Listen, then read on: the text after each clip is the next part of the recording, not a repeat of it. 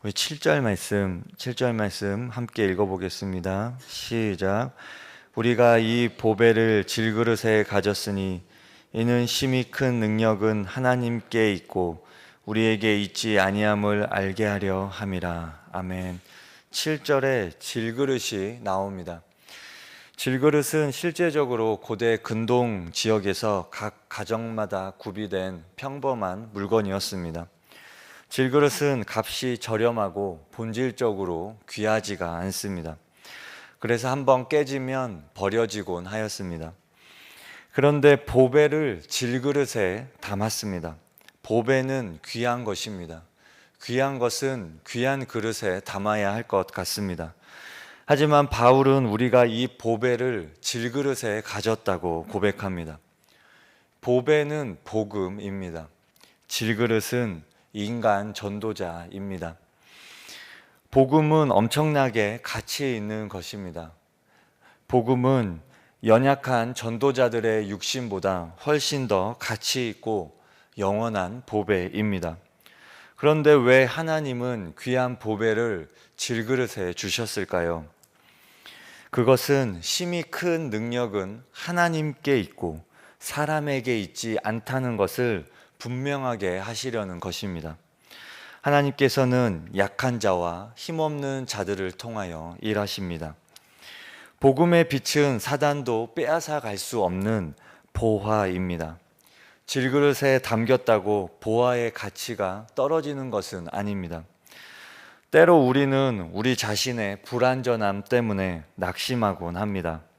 나 자신이 불완전하다고 느끼고 부적합하다고 느끼고 나 자신은 쓸모없다고 생각하기도 합니다.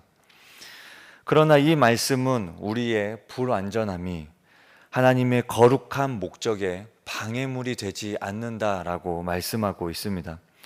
사람의 약점과 흠과 부족함 때문에 오히려 하나님의 임재가 흘러나올 수 있게 되는 것입니다. 그리스도인에게 무능함은 결코 한계가 아니라 하나님께서 힘과 권능으로 역사하실 수 있는 기회인 것입니다. 하나님은 구원의 메시지를 약하고 부족한 인간에게 맡기셨습니다. 그러나 바울의 초점은 자기 백성 가운데 거하시는 하나님의 강력한 임재입니다. 인간 질그릇은 언제든지 깨질 수 있고 부족합니다. 하지만 질그릇에 담겨있는 복음을 통해 하나님의 강력한 임재가 인간 질그릇에게 부어집니다. 우리는 우리의 힘과 능력으로 복음을 전하며 하나님 나라 안에서 쓰임받는 것이 아닙니다. 심히 큰 능력은 하나님께 있습니다. 나는 부족하고 연약해서 할 수 없는 것이 아니라 내 안에 있는 복음의 능력이 강력한 하나님의 임재가 되어 우리를 사용하십니다. 하나님이 질그릇 같은 우리를 사용하신다는 것을 믿으시기 바랍니다. 그러므로 우리 삶에 복음으로부터 오는 하나님의 임재가 늘 충만하도록 기도하는 저와 여러분 되시기 바랍니다. 8절부터는 심히 큰 하나님의 능력이 질그릇 같은 바울의 삶에 어떻게 적용되었는지 보여집니다. 우리 8절과 9절 말씀 함께 읽어보도록 하겠습니다. 시작. 우리가 사방으로 우겨쌈을 당하여도 쌓이지 아니하며 답답한 일을 당하여도 낙심하지 아니하며 박해를 받아도 버림받지 아니하며 거꾸로 트림을 당하여도 망하지 아니하고. 아멘. 8절과 9절 말씀은 바울과 동역자들의 연약함을 보여줍니다. 그리고 다른 한편으로 그들을 지탱하고 있는 하나님의 능력을 보여주고 있습니다. 바울과 일행은 사방으로 우겨쌈을 당하였고 답답한 일을 당하였고 박해를 받았고 거꾸로 트림을 당하였습니다. 우리가 사도행전이나 다른 서신서들을 보면 바울이 얼마나 죽을 고생을 하였는지 알 수 있습니다. 이 정도 겪으면 포기할 것 같습니다. 이 정도 겪으면 의기소침해질 것 같습니다. 그런데 바울이 고백합니다. 이런저런 어려움이 우리에게 있었지만 우리는 쌓이지 아니하며 낙심하지 아니하며 버림받지 아니하며 망하지 아니하였다, 이렇게 고백하고 있습니다. 바로 하나님의 큰 능력이, 복음의 능력이 함께하고 있었기 때문입니다. 그리고 8절에서 9절에서 하나님의 큰 능력이 삶 가운데 드러난 모습을 10절과 11절에서 다시 한번 설명하고 있습니다. 우리 10절과 11절 말씀 함께 읽어보겠습니다. 시작. 우리가 항상 예수의 죽음을 몸에 짊어짐은 예수의 생명이 또한 우리 몸에 나타나게 하려 함이라. 우리 살아있는 자가 항상 예수를 위하여 죽음에 넘겨짐은 예수의 생명이 또한 우리 죽을 육체에 나타나게 하려 함이라. 아멘. 10절과 11절은 같은 표현인데 조금 다르게 나타내 주고 있습니다. 10절에 우리가 항상 예수의 죽음을 몸에 짊어짐은, 이 말씀은 우리 몸은 예수님이 당하신 것처럼 지금 죽음에 직면하고 있다라는 것을 말하고 있습니다. 11절에는 이렇게 표현합니다. 우리 살아있는 자가 항상 예수를 위하여 죽음에 넘겨짐은, 이렇게 말합니다. 10절에 우리가 항상 예수의 죽음을 몸에 짊어짐은 이것과 같은 표현입니다. 우리가 항상 예수의 죽음을 몸에 짊어진다라는 것은 8절과 9절에서 말하는 것처럼 우겨쌈을 당하고 답답한 일을 당하고 박해를 받고 거꾸로 트림을 당하는 것을 의미합니다. 우리가 복음을 전함에 있어서 고통과 고난을 겪는다는 것이지요. 그런데 이렇게 고통과 고난으로 끝나지 않습니다.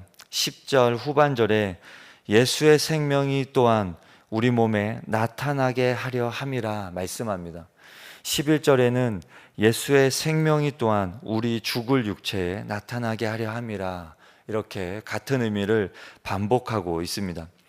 예수의 생명이 우리 몸에 나타나는 모습이 어떠한 모습입니까?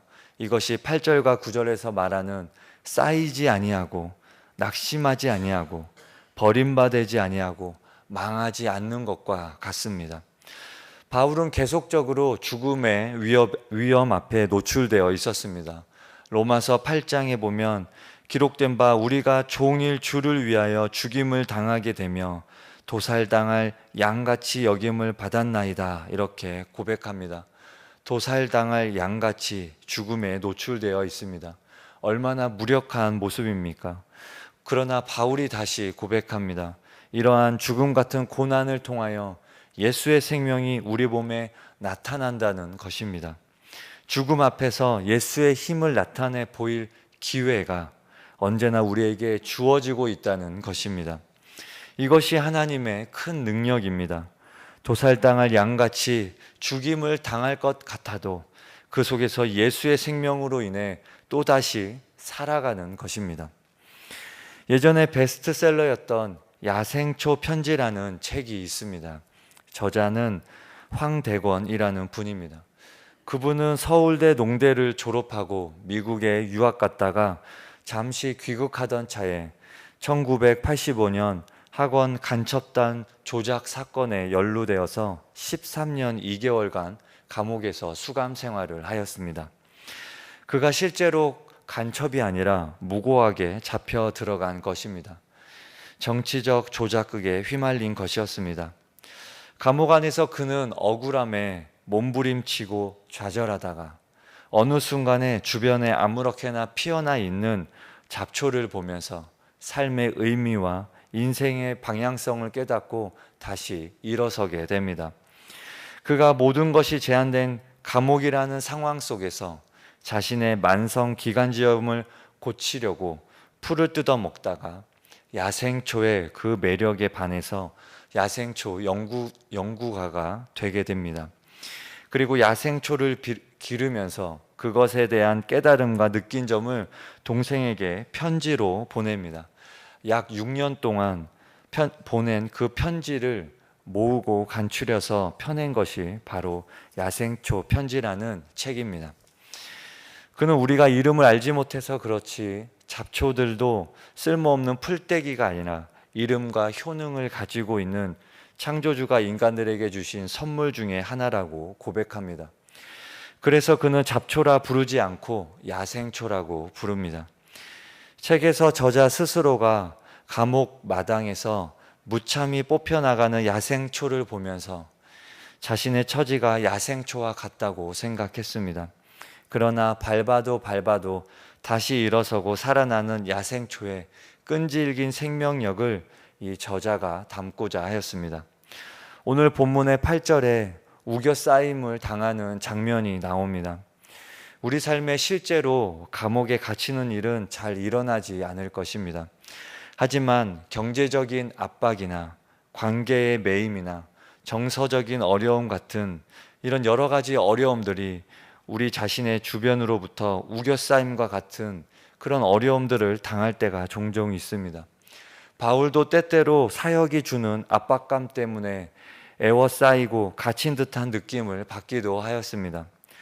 바울은 정말로 어느 길로 가야 하고 어디로 가야 하고 또 무엇을 해야 하는지 모를 때가 있었습니다.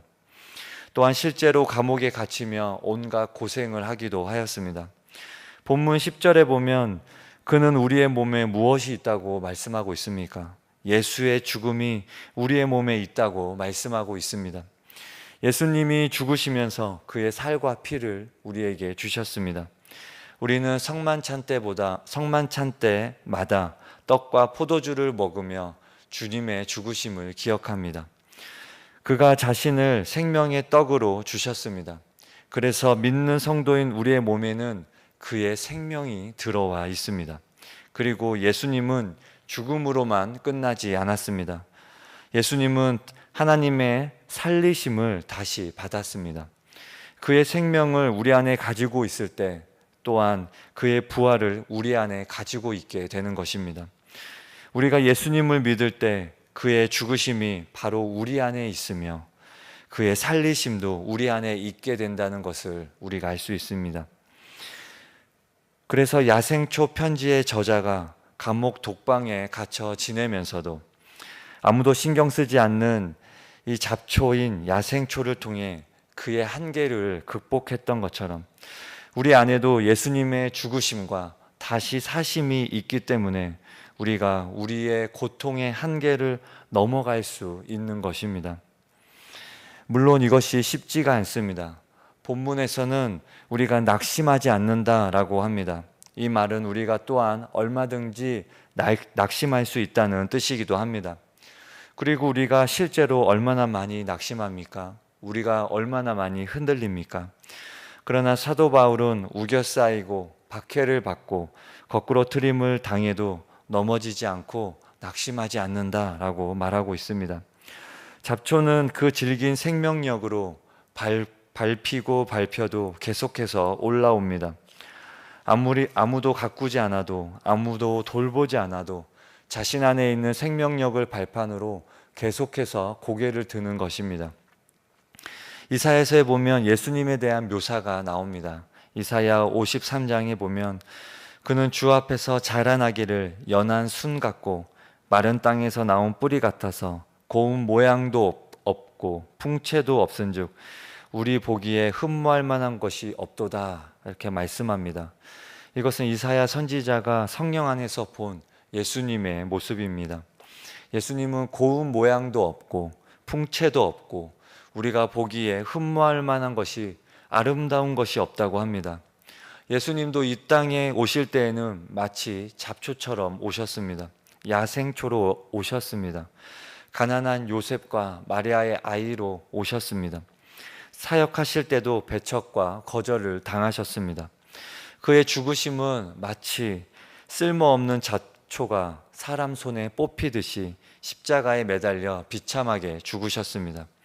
그러나 그의 안에는 생명력이 있었습니다. 그는 하늘로 올라가셨지만 예수님의 말씀은 지금도 이 땅에 남아서 믿는 자의 심령 안에서 성령으로 내주하시고 역사하고 계십니다. 이 땅의 잡초처럼 이름 없는 들풀처럼 야생초로 오신 주님이 우리에게 생명을 주십니다. 참된 기쁨이 있고 삶을 살아갈 의미와 활력을 주십니다. 우리는 비록 경제적 압박이라는 감옥, 관계의 묶임이라는 감옥, 인생의 실패라는 감옥, 수많은 감옥에 갇혀 살아갈 수 있지만 감옥 한 귀퉁이에 도단한 야생초처럼 주님이 척박한 우리의 인생에 먼저 찾아오셨습니다. 우리의 인생의 마른 땅에 돋아난 연한 순같이 주님이 우리를 만나러 먼저 오신 것입니다. 그래서 우리는 그 주님의 모습을 본받고 그 주님의 말씀을 우리 안에 먹고 마시며 그의 생명으로 우리를 둘러싼 죽음을 이길 수 있습니다. 오늘 하루도 예수님이라는 야생초로 예수님의 생명이 우리 죽을 육체에 나타나는 귀한 하루가 되기를 소망합니다. 함께 주기도